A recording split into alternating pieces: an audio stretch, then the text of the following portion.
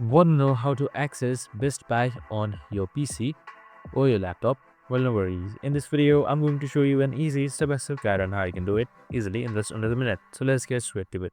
Now, first things first, just simply open up your web browser and then just simply type in bestbuy.com on the URL.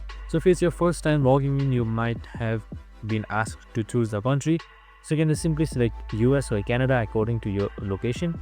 And once that is done, it should show up something like this right here. And in order to sign in, just simply select the sign in option that should be around the top right side. And you can simply create an account or sign in, which is the same process as Best Buy Mobile. So we have also created similar video for that, and that's it. Super simple and easy. So as you can see right here, you can just simply scroll down and see products and sort up Best Buy by products, etc. easily. That's it. Super simple and easy. I hope this video helped. If it did, make sure to like, subscribe, and tune in with us for more of these videos. See you in the next one.